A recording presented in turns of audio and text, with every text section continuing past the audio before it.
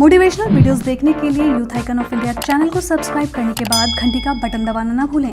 जो मुस्कुरा रहा है उसे दर्द ने पाला होगा, जो चल रहा है पाँव में उसके भी छाला होगा।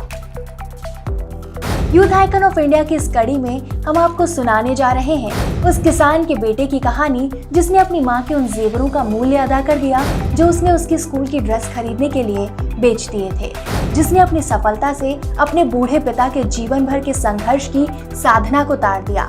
संघर्ष की ये दास्तां है राजस्थान की मिट्टी के एक छोटे से गांव गाजीपुर में जन्मे चेतन कुमार मीणा की, जिन्होंने अपनी मेहनत के दम पर अपने आईएएस बनने के सपने को साकार किया।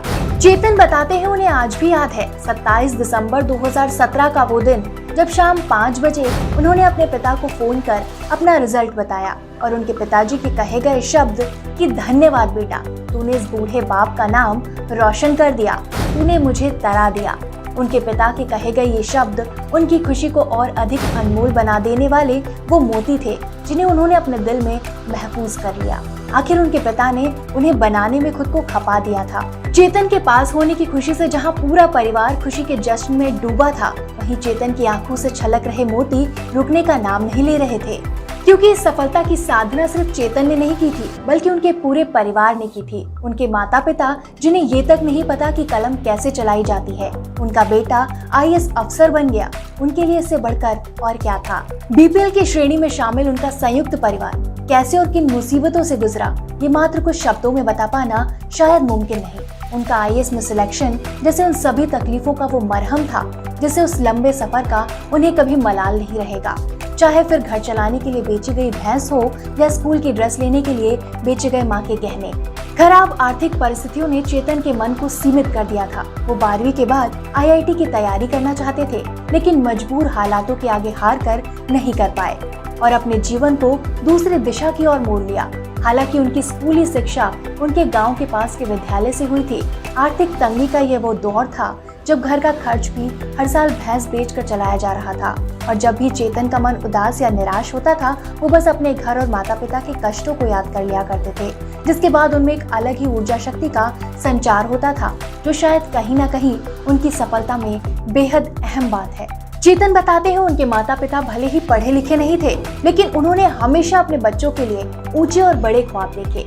वो जीवन के तमाम खराब हालातों से जूझते रहे, लड़ते रहे, पर हमेशा उन अंधेरों की छाया को मुझसे कोसों दूर रखने की कोशिश करते रहे। आईआईटी का सपना टूटने के बाद वो चाहते थे कि शुरू से आईएएस की तैयारी करें और इसके लिए ग्रेजुएशन के तुरंत बाद दिल्ली आना चाहते थे, लेकिन दिल्ली में प्रति माह 10,000 का खर्च उठा पाना घर की ऐसी परिस्थितियों में असंभव था। इसलिए चेतन ने अपनी मंजिल के रास्ते को बस थोड़ा घुमा लिया। उन्होंने ये तय किया कि पहले जयपुर में रहकर ही एसएससी में जॉब पाई जाए, लेकिन सबसे अच्छी बात यह है कि चेतन ने सिर्फ सोच के पुलिंदे नहीं बनाए, मेहनत की, जिसका परिणाम आया और वो सफल भी हुए। एसएससी में मिली सफलता ने जैसे चेतन के सपनों को पंख दे दिए, क्योंकि अब रास्ते में आ रही पैसों की दिक्कत पूरी तरह से दूर हो गई। वो बीपीएल के ठप्पे से बाहर आ गए। अब बस क्या था, चेतन जुट गए पूरे जोश के साथ। उन्होंने खुली आंखों से अपनी कामयाबी का सपना बुना, हर क्षण पढ़ाई को समर्पित कर दिया, लेकिन रुकावटों ने उनका पीछा अब भी नहीं छोड़ा।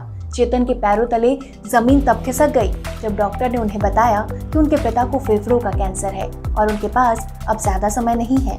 चेतन के सामने एक बड़ी समस्या थी। ऐसे नाजुक समय में वो पिता को संभाले या इतनी मेहनत के बाद इंटरव्यू तक पहुंच गए अपने सफर को मंजिल मिलने के आखिरी कदम पर छोड़ दें। लेकिन चेतन ने हार नहीं मानी।